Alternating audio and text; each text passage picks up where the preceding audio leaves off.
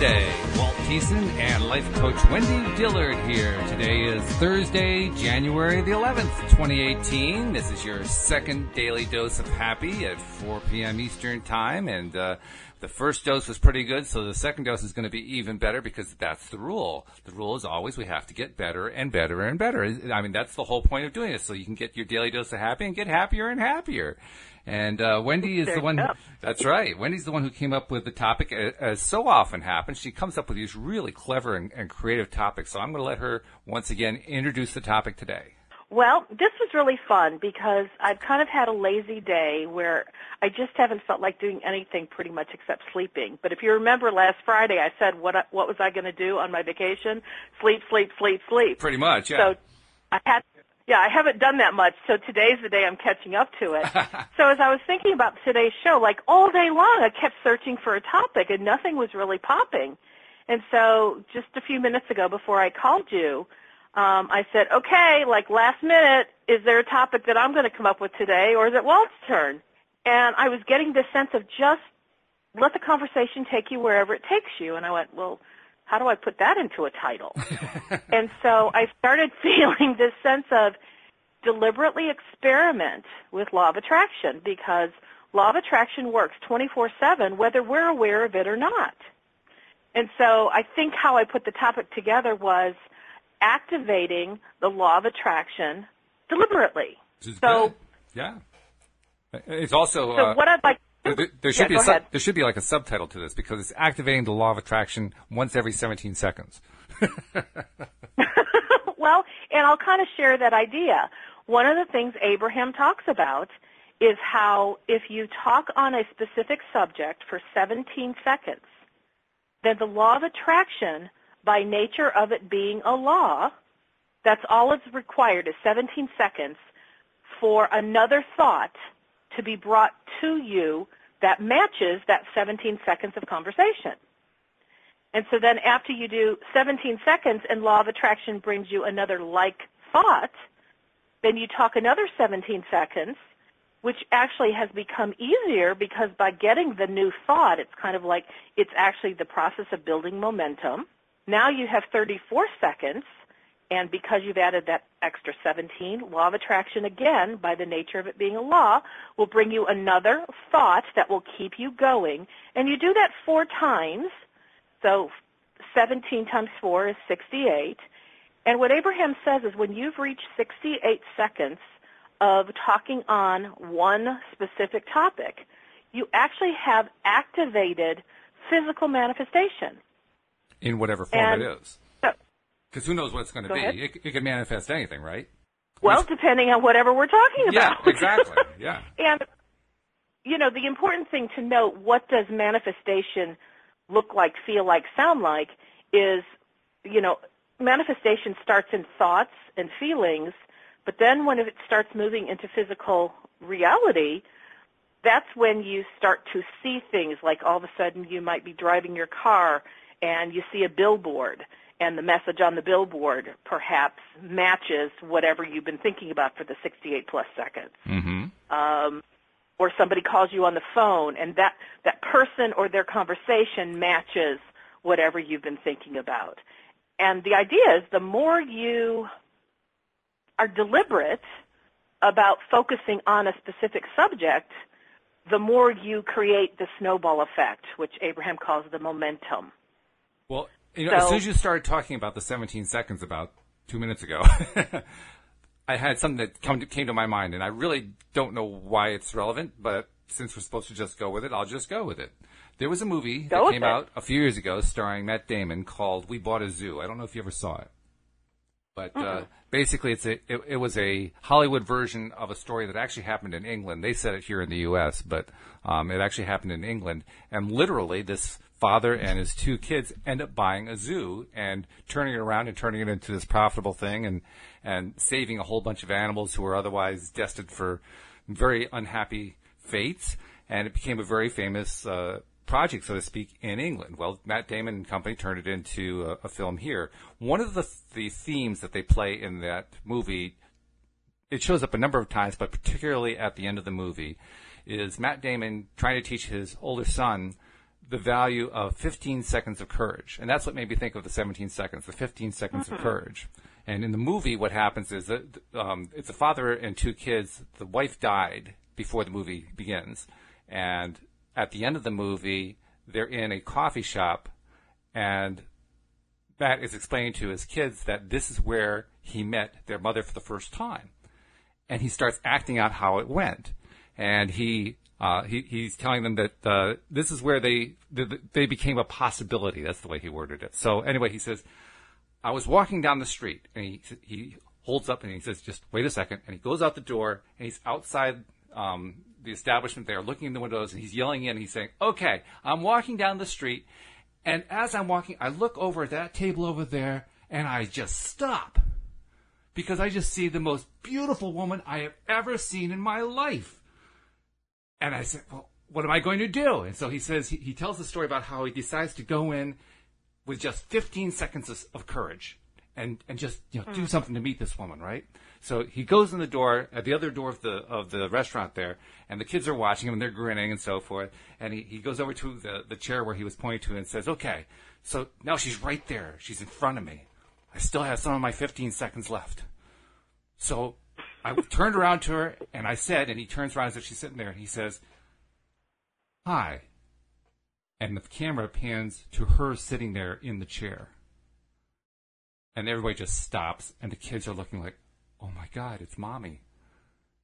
And they're all smiling, and they're teary-eyed and so forth. And Matt points at her and looks at the kids like, see? And then he says, why would an amazing woman like you ever have anything at all to say to somebody like me? And she replies with her only line of the movie, why not?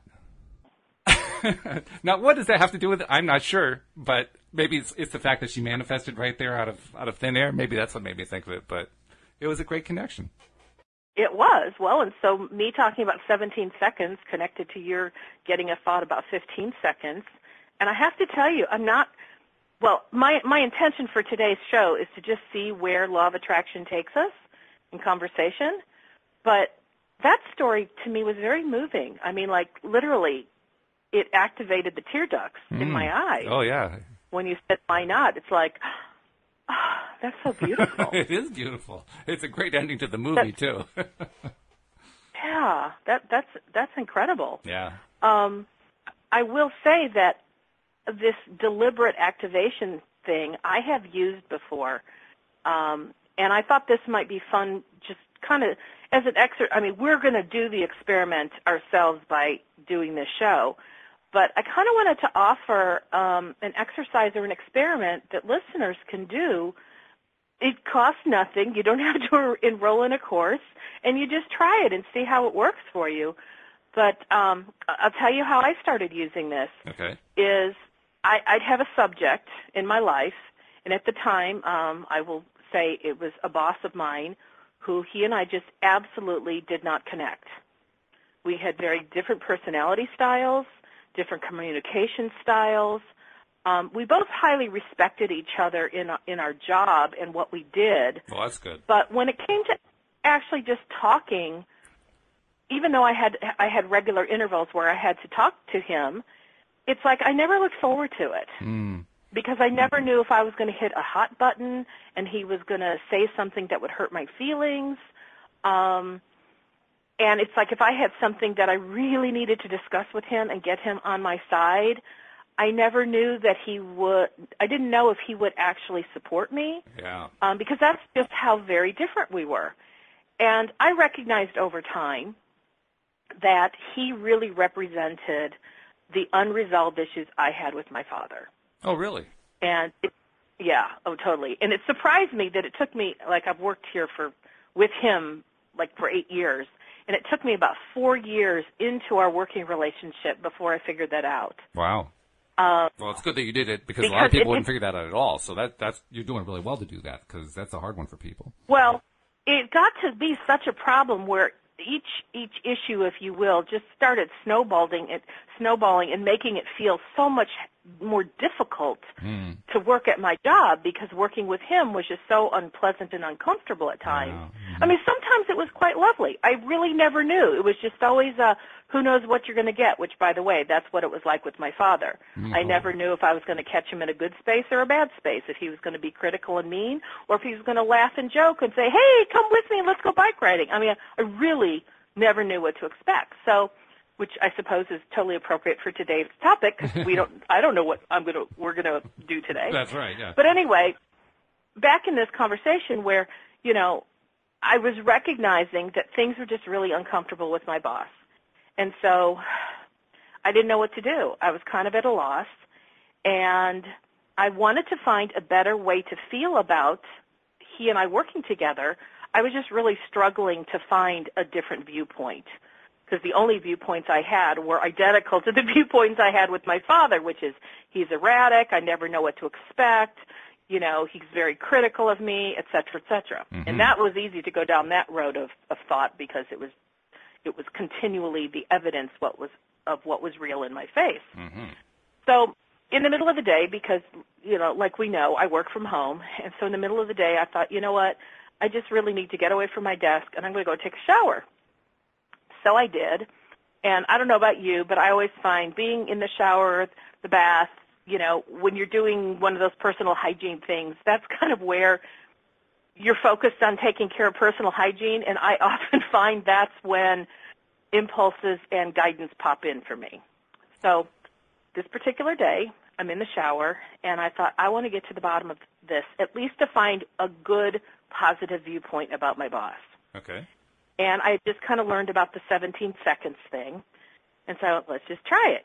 So, again, turn on the water, get in the shower, and I'm like, all right, let's see. Can I even find 17 seconds worth of conversation for me? And I did it in my head, and I went, okay, well, I know I really like my job. I know that this is the man that I interviewed with, and I remember having a really delightful conversation with him. As a matter of fact, it was the best interview I'd ever had in my entire career. Wow. And that's what made me just have the feeling, oh, my God, I want to work for this company, and I want to work for this man. This is so good. And during our interview, he was, like, in awe of me, which I was like, I love that. No one has ever acted like they were in awe of my talents or my skills before, but everything I said, he just was, like, enamored by. And I'm like, ooh, this is really cool. And so I kept thinking about this and just, you know, kind of running this in my mind. And before I knew it, I didn't have a stopwatch with me in the shower, but I realized I was starting to gain momentum. And I was probably in the shower for a full 10 minutes or so, and I was aware that I had one thought after another pop in about him and positive things that he had done. And I remembered in my first year I had prepared this event that he had requested of me, and he bought me a bouquet of flowers that he presented in front of my whole team, you know, just saying these wonderful things about how fabulous I was. I'm like, oh, my God, this is so cool. And I did another event for him, and, you know, our whole team, again, we're out at dinner, and he stood, and he had everybody toast their glasses to me, all because of his appreciation. Now, I got to tell you, before I got in the shower, I had forgotten about this stuff. Sure. I'd totally forgotten.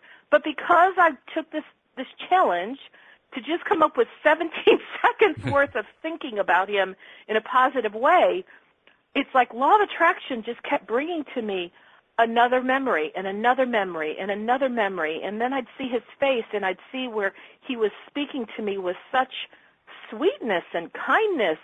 And I'm like, I'd forgotten about this stuff. It's astonishing, too. When we get into, I'm sorry to interrupt your story, but I just got to mention, it's astonishing how easy it is for us to forget this stuff, to forget that the good stuff happens, especially if we're focused on something that, you know, like you were saying, you're never really sure how he's going to react, and you start focusing on that, it completely blocks out the other stuff in our mind. That's a normal thing. That happens to everybody. It happens to me about twice daily. I mean, it's just incredible how it happens, but it does happen, and that's what makes what you're doing here so powerful. So sorry, I interrupted the story, but I just had to get that in there. That's okay. Well, and so by the time I got out of the shower, I was really in shock. I mean, truly, I was in shock because I didn't think I could even find 17 seconds worth of stuff to say about him that wasn't critical. Right, but I was deliberate about, I'm working toward finding a better viewpoint about him because I want to feel good about working with him. And I got to tell you, by the time I went back to my desk, I was in a very different place. I felt really positive about him. Now, it didn't mean that we never had another problem, but my intention at that time was to experiment, like we are today, with the law of attraction. Can the law of attraction really help bring me some positive thoughts about him because I was at a stalemate within my own thought process? Because at that moment, I hated him. I didn't like him. I didn't want to work for him. I felt he was mean and cruel and critical, just like my father had been, and I wanted out. And I knew that was not the thought process that was going to help me get through that day's work, let alone the rest of the week or the month. And I'm like, I've got to find a better way to think on this in order to feel better so I can do my job without this nagging in the back of my head. Yeah. Well, kudos to you for even noticing that, because there are a lot of people who would not recognize that they needed to get into that better mind space. In fact, that's something that in the books I've been reading most recently, Abraham really has been emphasizing how important it is to get into that really good feeling place before you try to do anything. And that's exactly what you tried to do. That's what I did. And so because that experiment had been so successful for me, I started using it more often. Like whenever I found myself at a dead end in my own thought process where I just couldn't get to the thoughts that I wanted to get to, where, the better feeling thoughts, I would just say, Wendy, you can do 17 seconds. That's all you have to do. Can you come up with, like you said in the movie, 15 seconds of courage? Right. This was, can you come up with 17 seconds, even if you totally don't believe in it, just 17 seconds of words or inner dialogue to start the ball rolling, because law of attraction, by law, will jump in and provide another thought. And it's true. That's really what happens, because when you try it, it's like you've overcome the inertia and, just, like you said, started the ball rolling, and after just a little bit of time, 17 seconds apparently, according to Abraham, it starts to get easier. Even though a moment ago it seemed impossible, it now starts to get easier. And like you say, it seems to get easier and easier. And it happens quickly. I mean, the first 17 seconds are the tough ones. After that, it's like the gears got lubricated or something. That's almost the way it feels. Like you're not pushing hard. I love that. That's a great visual for me, that the gears got lubricated. Yeah. Because I could see it kind of gliding with ease. It's like the Tin Man from the Wizard of Oz. You get some oil into the joints, he can actually move around. He can start, moving his elbow and stuff. It just gets easier and easier. Well, and whenever you're at a point, whether I'm at a point, you're at a point, or our listeners are at a point where you just feel like you can't get movement in an area in your life, this to me is a perfect something to try, and you can do it by yourself, or if you happen to be with a friend who's like-minded and is willing to support you in whatever positive intent you want to do. Sometimes it's more fun and easier to do it with a friend because you're looking in someone's eyes and you're like actually kind of talking to them about something. You can start with, here's where I'm at, and I'm really wanting to spin this in a positive direction because I don't really know how to get there on my own, but I know it's possible, and I know law of attraction wants to work with me, and law of attraction is always working, and I want to see law of attraction working on my behalf. And before you know it, you start to get new thoughts. And here's the part that I think is really cool, is if you have trained yourself to pay attention to that feeling when you know that thought just popped in from law of attraction versus it was just part of the conversation that was left over of you manually trying to produce it. Mm-hmm.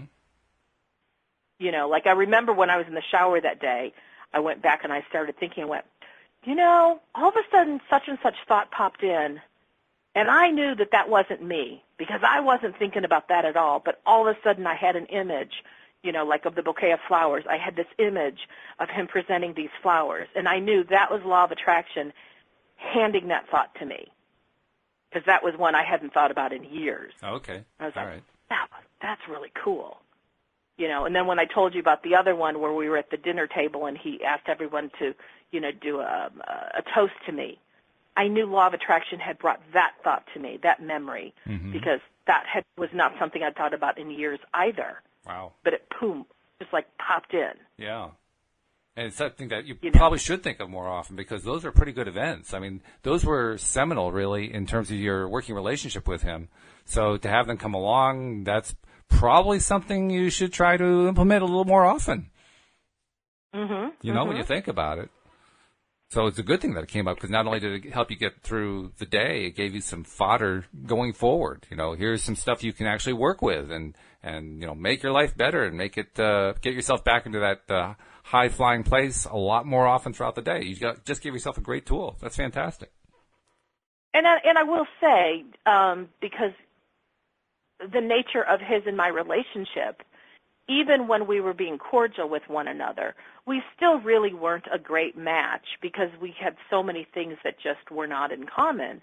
And as I became aware of like another area where we'd have this might have been weeks later, all of a sudden there was another point where I felt like, he was being critical. I would take that critical issue and off office time, I would just work on it and figure out, this is just like when my dad did this to me in the 3rd grade and blah, blah, blah. And so I realized it was an unfinished or unresolved issue that I had with my father. I didn't call my dad up to work on it. I worked on it in my own mind and thought, how was I taking, because when you're a kid, you don't think like an adult. And so it's much easier to misperceive the meaning behind the action. And so as I kind of got clear on, my dad was being critical, but he wasn't being critical because he was trying to be mean. That was the only way he knew how to communicate. And, and I'm just thinking about one particular situation. His intention was really to say, I'm proud of you. He just didn't have those words available to him, because that's not what was modeled to him by his parents. They were critical. And so what I said to myself as an adult is, my dad's intention was to say, Wendy, I'm proud of you. Well done. And in that moment, and this doesn't happen for everybody, and but in that moment for me, I felt very different about that situation with my dad. I went, he was really proud of me. I didn't recognize that when I was 8 years old. But you know what? He was proud of me. And I can see, all of a sudden then I was able to see other events in my life where he was proud of me. He just didn't have the words to say, I'm proud of you. And so what was interesting is then when I thought about my boss and the situation that had happened that afternoon where I felt he had been critical of me, all of a sudden it didn't have any negative charge anymore. It felt very neutral to me, like, okay, no big deal. Yeah, that's a major change right there. The fact that it had no real sting to it anymore. You just basically diffused an old tape. That's right. And when that happens and it's truly diffused, it means the next time that a situation like that occurs, well, actually one of two things occurs. Either it will no longer happen, like I wouldn't bring that out in him, or in my case, because his personality was the same and it didn't change, he was still critical, but when he said something that I would have called critical in the past, it didn't hurt my feelings anymore. As a matter of fact, I knew I could get off the phone and call a girlfriend and laugh. Go, you're so not going to believe this. He said the same things that he said to me in the past that used to just put me into like a the fetal position where I just wanted to go into tears of pain because I felt like he had just so maligned me. And I said, now it just made me laugh. I was like, yep, there are those same words again, but it's not bothering me at all. That's terrific. What a transition. Oh. And I mean, he was actually one of the greatest gifts in my life because through my relationship with him, I had the opportunity to process these unresolved issues that I had with my father. And there came a point when I knew in my heart I'd processed everything that was necessary. I didn't have any more negative angst against my father in anything I could think of. And so I'm like, my boss's job has now been fulfilled.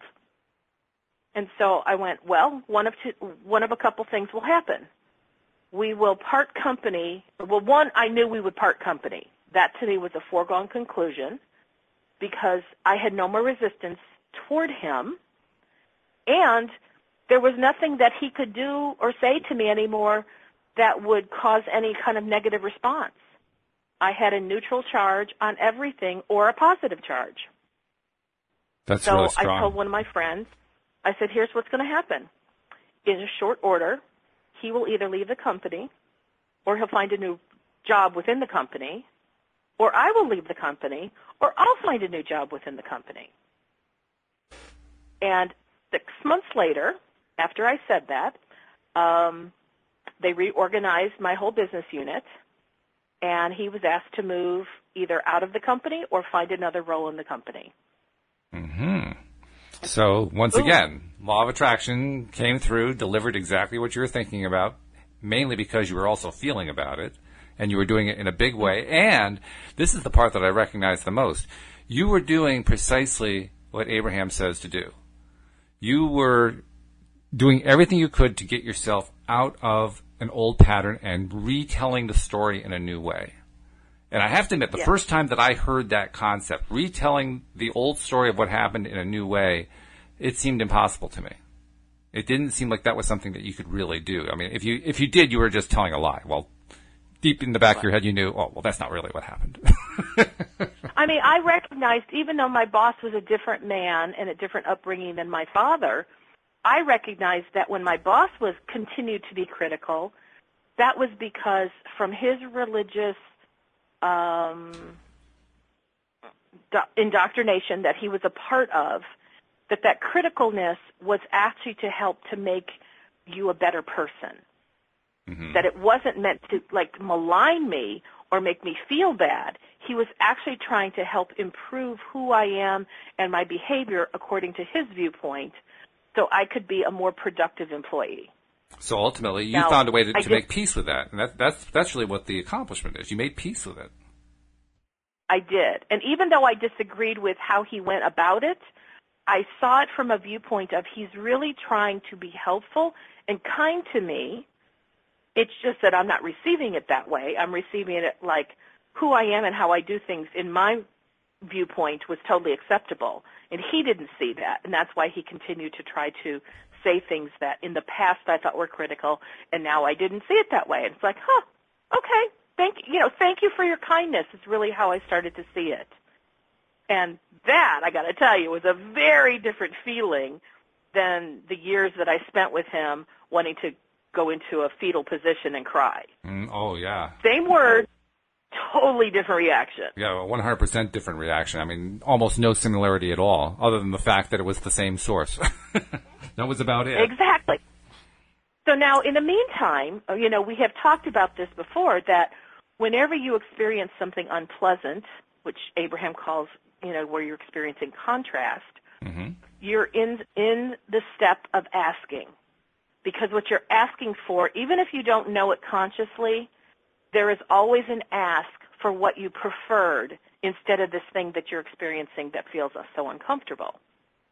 So my preference was to work for somebody who was kind and was able to verbalize the kindness or in some way somehow show me that he thought that what I was doing was valuable and was making a difference. Because with my boss, I could never tell. Just like with my dad, I could never tell if he liked me or didn't like me.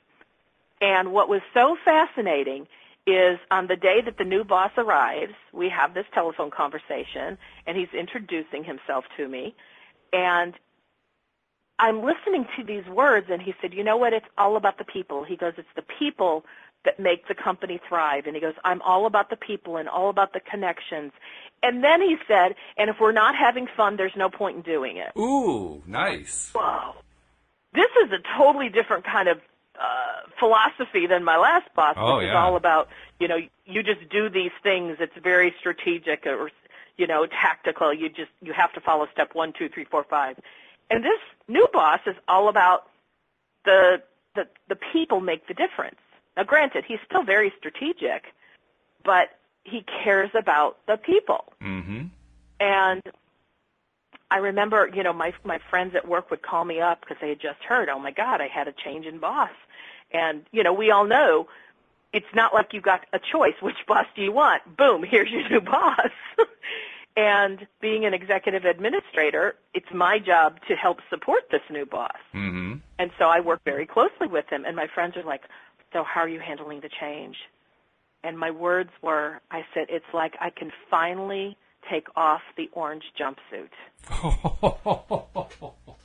Yeah. I mean, I truly felt like the prison doors had been opened wide, and I got to walk out of prison. Oh, my God, what a fabulous feeling that was.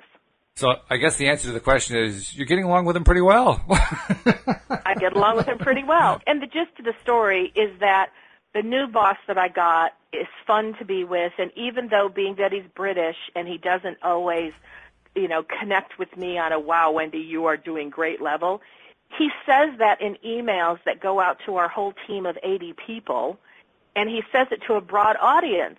The way he'll say it is something like, and I know everyone can appreciate Wendy for all that she brings to us because there's probably not one of you that hasn't had your been saved by what she has to offer. Oh, that's nice. Wow.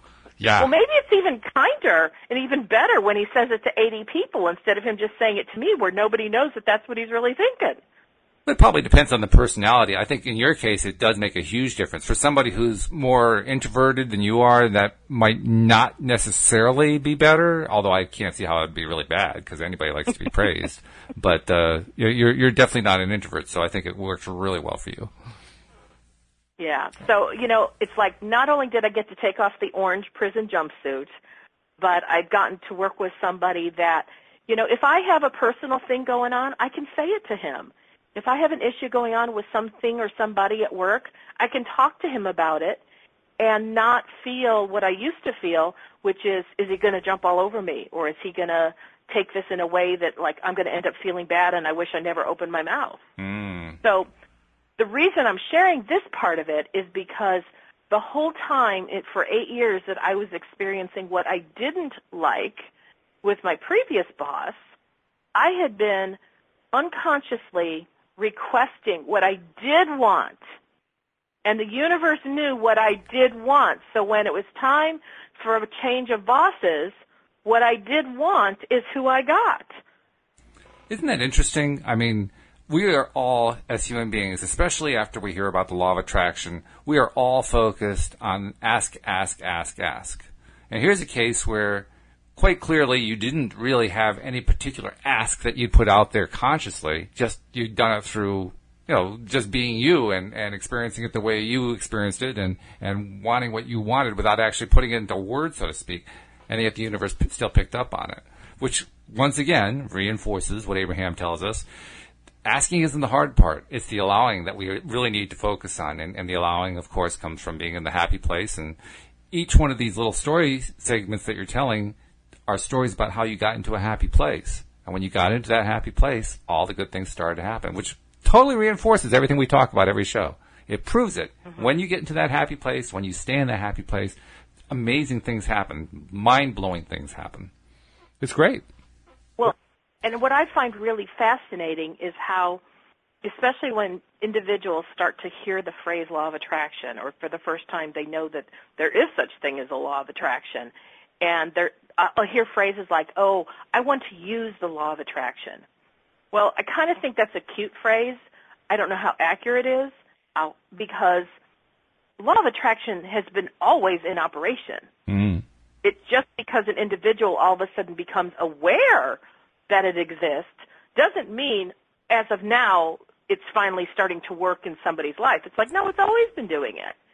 And my illustration of my scenario with my boss, I don't know how much time I really spent saying, here's what I really wish I could have in a boss, but every single time I experienced something unpleasant, I love knowing that the universe was cataloging, and the preference is, because like when I would experience where I thought I was going to say something that my boss would go, oh, yeah, that's a great idea, and instead he jumped down my throat, and I went, oh, crap, I wish I wouldn't have said that. Mm.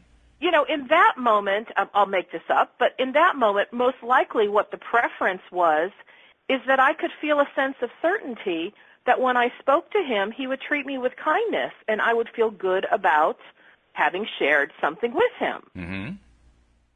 You know, and so I didn't make a mental note like, hey, universe, by the way, when we get a new boss, I want to make sure that this following characteristic is inherent in the new guy. Law of Attraction catalogs that. Of course, in order for the universe to catalog that, it has to have a consistent signal from you. And it has to be a consistent signal in favor of what you want instead. You had to be giving that in some way, otherwise it couldn't possibly respond to it. It's an interesting point. I've never thought about it in that way, that it has to be a consistent something. Yeah, I mean, if it isn't a consistent signal, then you're basically countermanding it or contradicting it, or however you want to say it. But I mean, that's what we do so often, right? We contradict our own signals. Yeah, I'm going to make $1 million. Yeah, that's not going to happen. And there, bang, we just contradict ourselves. Yeah. Well, I do know that we can have a thought of what we want, and then over time we can refine it and change it and adjust it, or even change it altogether. Mm-hmm. So in terms of, being consistent, I think the law of attraction, the universe, I like to also call it the universal manager, is noting what we want, and somehow it works. I mean, obviously, I don't know all the answers. I don't think any one person possibly could. No. I think one of the best ways to know how it works is by doing what do you call it on a forensic show? A postmortem, where, you look at something after the fact, and then you kind of follow the breadcrumbs by doing a reverse engineering to see, okay, what really happened. And so I was able to tell you the story of my old boss and my new boss based on, here's where I am now, and now when I look back, here's all the things that led up to it. Sometimes that's the best way for an individual to actually understand how law of attraction impacts their life personally. Yeah, I see what you mean. I know for myself, my own approach to the law of attraction is what many coaches would call foolhardy, because I'm the one who wants to understand how it all works. I think almost every other co-host I have does not take that position. Every one of you would rather just, put it out there and go and don't spend any time on it. And for me, I want to know all the intricate little details of it, sometimes to my detriment, which is not a good thing. But on the other hand, though, 20 years ago. Oh, okay. 20 years ago, I didn't want to use something unless I knew how it worked. Oh, okay. All right. So then you can certainly identify with it, at least on some level. So that's good. Yeah, because once I understood how it worked, I'm like, okay, now I can let go of all the moving parts and just go with it. Yeah.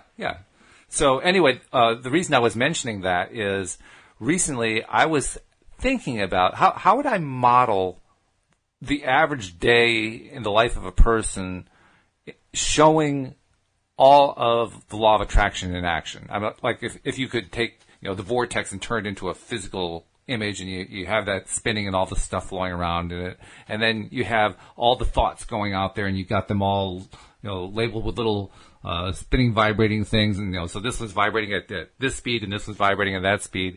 And as I start to put that image in my mind, and to the degree that I can, I'm not a good visualizer. For me, it was more abstract, but as I tried to piece that together, I realized you end up with a lot of stuff bouncing all over the place and colliding and interacting and flying through and all. It's like, because there's so many things that we're thinking about and doing and looking at and interacting with and talking about throughout the day.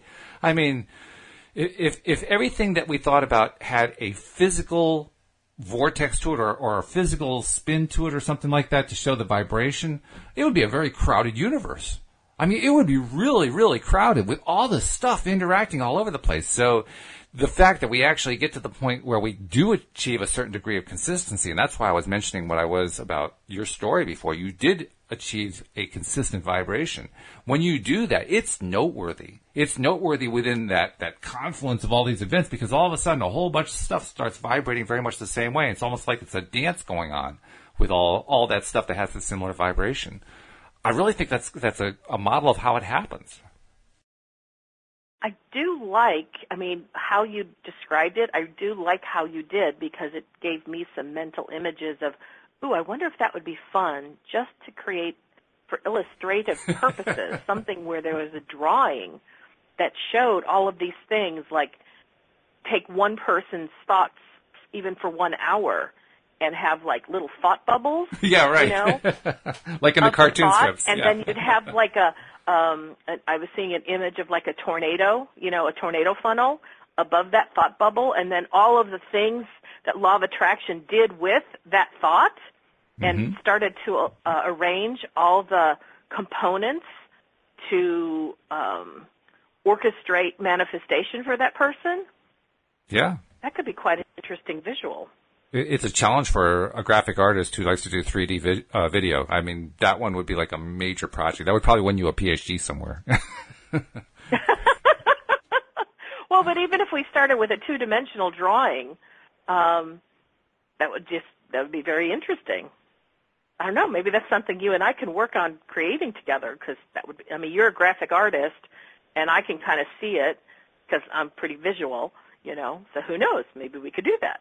Well, it's always possible. I have to say my own graphic design days are pretty much behind me. It's not something I want to pursue a lot. I was thinking maybe the hypothetical artist out there. I don't really want to do it myself. Not a problem. Well, then maybe you threw it out there, and I'll take the challenge, because I know some people who are graphic artists that could probably make that happen. I mean, it's gotten so bad, to be honest, that if I try to sit down to design something, I come up with something that looks like a third grader come up with it, because I just have no more patience for it anymore. It's crazy. But wow. Oh, and by the way, I just want to mention this to you because I think it's ironic. I've heard you say so many times you're just not visual. I feel pretty confident that you are not aware of how many things you say that are visually minded. Oh, actually, I am aware of them, believe it or not. Believe it or not, I am aware of them.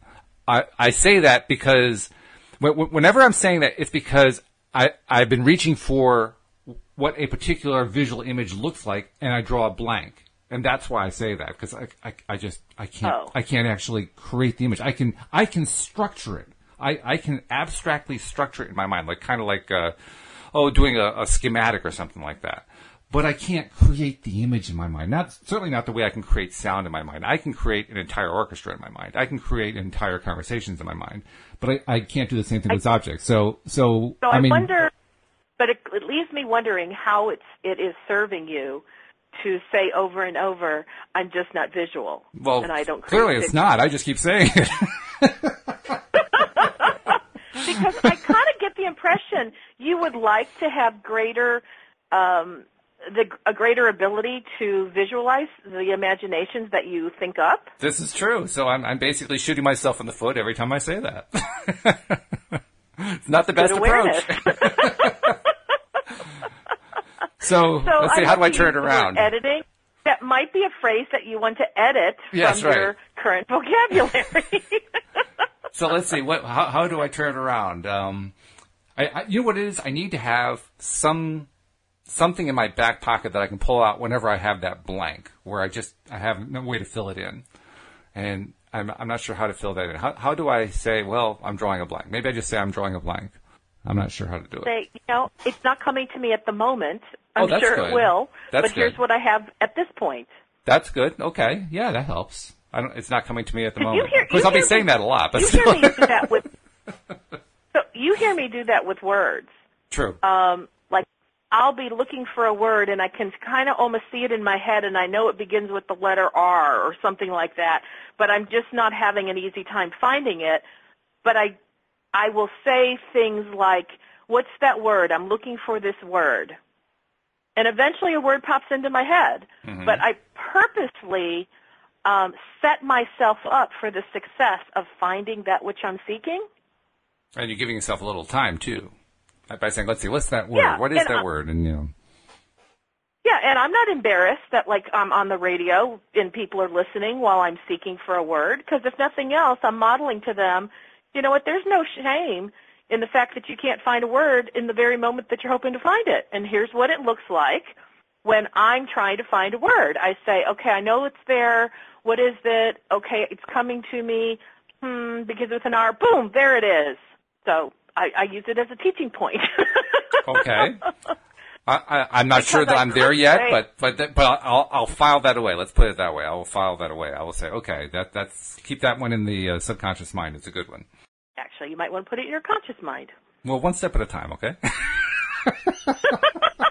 Well, it's the reason I say you are conscious right now while we're talking. See. I don't know that you can put it in your unconscious mind. Your unconscious mind is the one who has to play with that storage problem. Oh, actually, I think you can. I really believe you can. In fact, well, how many teachers have told us? Tony Robbins, for instance, was telling us you could program your subconscious mind many, many years ago. And how many of the more modern people have been telling you can program your subconscious mind? Deepak Chopra, I mean, he's all about reprogramming your subconscious mind. And so it's a very common phenomenon. And the fact is that it's a good thing to do, I think anyway. I ran into an example of it, and I can't remember if I told you or if I told one of the other co-hosts about it this week. But I ran into an example this week because with the book project that we're working on and that I'm trying to find more and more co-authors for. And we're making good progress, by the way. I think we're up to 19 or 20, so we're making good progress. But in the course of pursuing that, I found myself kind of struggling because, well, the struggle wasn't in the results I was getting. Every time that I put out a message to somebody, and I was doing a lot of it with emails, so I'd find somebody, send them an email because I found their email address on the website or something like that.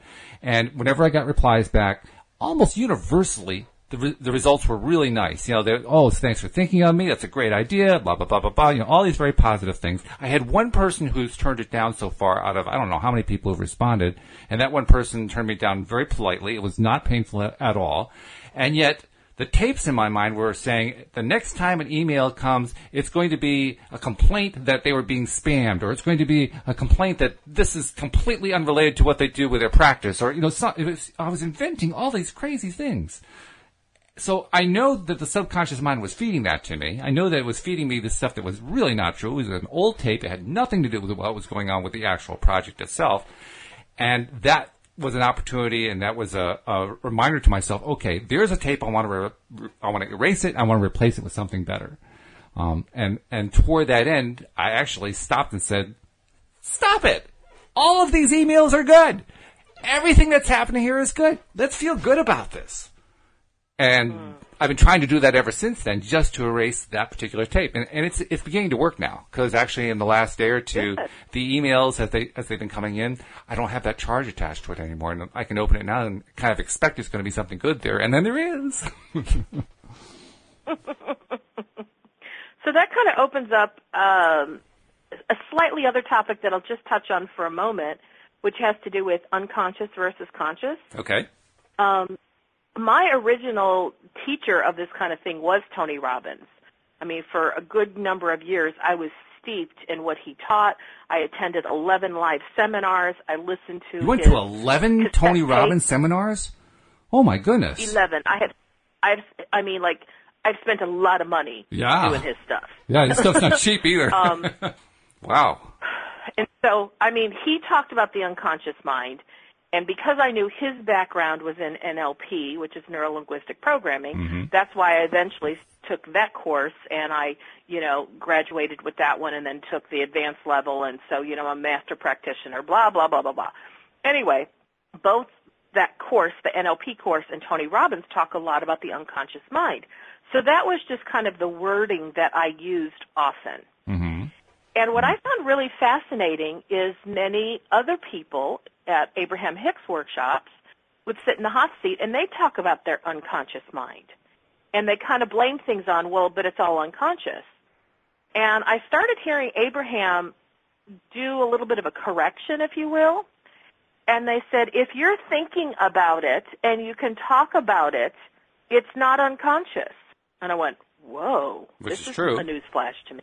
Yep. And they said, if it's going on in your life and you are actually, like, if the law of attraction is matching you up with stuff, then it's active in your vibration. Yes, that's true. They said, if it's unconscious, it's as though the switch has been flipped off and it's not matching with anything.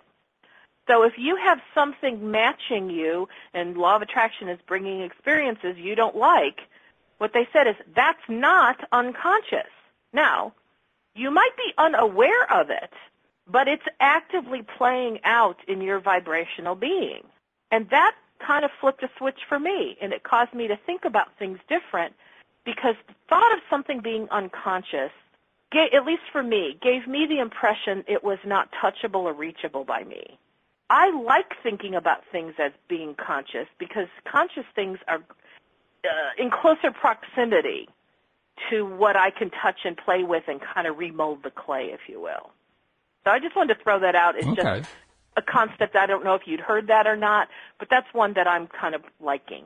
Well, yeah, I mean, I think it makes sense, and I think it actually dovetails, because if you're focusing on what you are experiencing consciously and you are deliberately working with it to your benefit, you're still reprogramming your subconscious mind.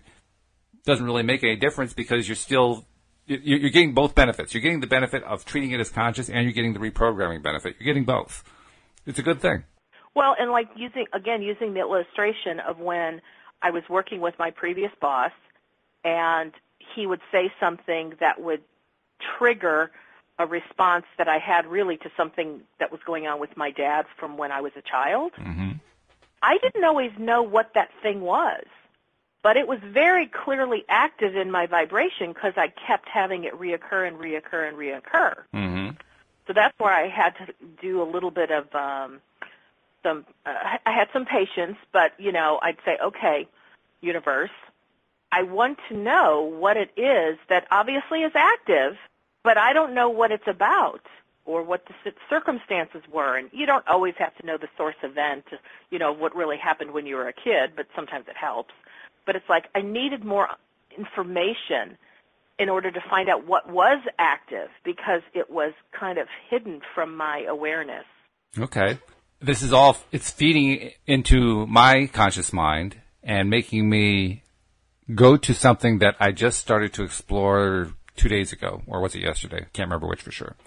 I was considering a passage that appears in the Pam Grout book that Sidney Chavez gave me, the E Squared book. In that book, she cites a couple of statistics, and I don't see sources for it. So one of these days, I'm going to send her an email and say, so where did you exactly look this up? Because I want to look it up. But she says, according to scientists, our five senses absorb 400 billion bits of information per second. However, we can only process 2,000 bits per second. So we're processing about 1/2 of 1/millionth of 1% of all the stuff that our senses are able to take in. And I've been thinking about that, and I've been wondering about it, because that's a pretty big gap. There's a whole lot of stuff there that we're not consciously dealing with, according to those statistics.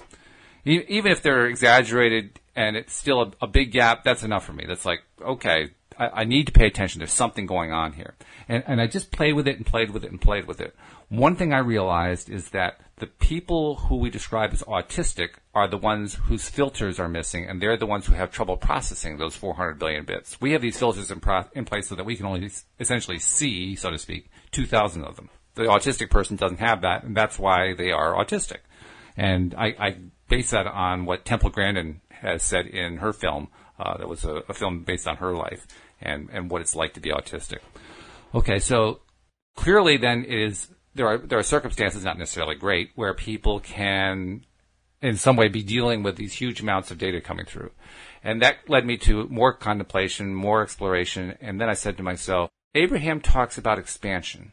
I wonder if one of the things that expands is our ability to process data. And so turning that around, I asked myself, say, arbitrarily picking a number, 200 years ago, 500 years ago, whatever. I wonder if you could measure it, if you were to find that people living a number of hundred years ago could only process, say, 500 bits of data or 1,000 bits of data, and that over time our species has expanded its ability to handle data so that now we're up to 2,000. And if that's the case, then what that's really projecting is the idea that we are able over time to expand our ability to handle the data. And as we expand our ability to handle the data, we're going to have so much more to work with in terms of data, and that's just going to continue to fuel the explosion of information and the explosion of discoveries and so forth that just keep happening day after day, week after week, year after year. Have you ever read or heard of the Seth books? I've heard of them. I have only read pieces of them. I don't really know them as a whole.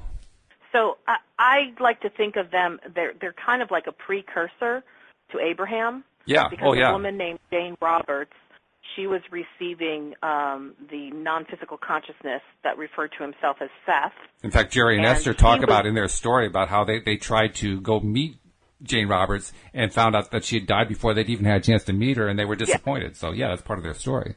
And so Jerry had been reading Seth's books. So anyway, a couple years ago, I started to feel led, like, okay, I want to start learning some stuff that Seth has talked about, and I've read a number of the books, and one of them really talks about what you just said about an expanded consciousness, because it's something like it had never occurred to me, where Seth was saying, over the course of humanity, our conscious mind has been adjusted. Like, there used to be a much more limited consciousness available to us. I'm going to just throw around some words that I don't even know now what it all means, but it was kind of like our ego was not a part of the consciousness when man was originally created. But then the ego kind of was added to consciousness, and then the ego has grown, and different parts of our consciousness have developed. And so it just kind of threw out there for me a whole new awareness of the consciousness that you and I live with today was not always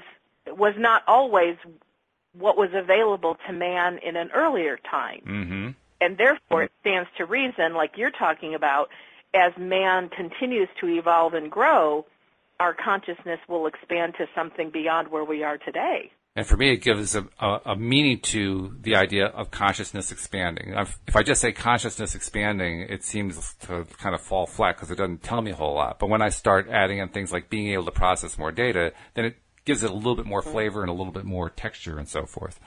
So I think that's why I explore that. But, yeah. We're actually down to our last minute, believe it or not.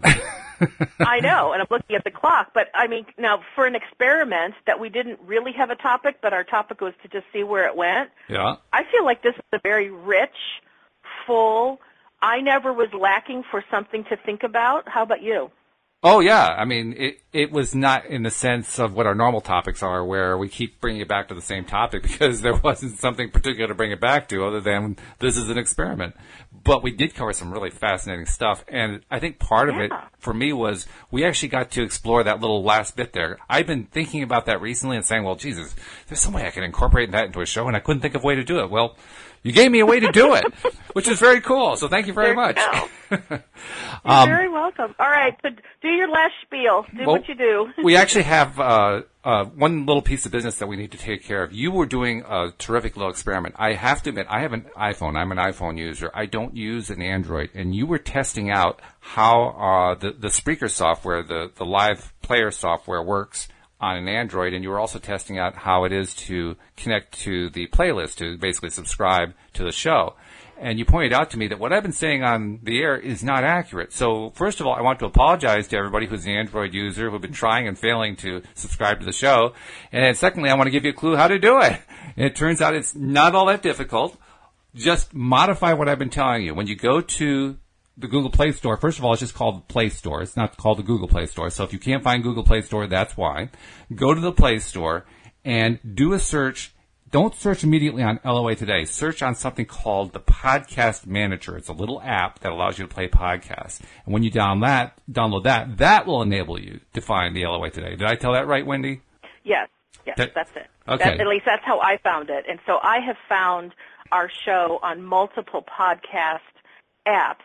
So you don't even have to say Podcast Manager. Just put in podcast, and multiple things will come up, and you can just look through them and pick the one that you like. So hopefully you'll be able to do that. And you Android subscribers, Samsung and Google and all the other Android phones who have been left out in the cold, you can now join the fold. So welcome.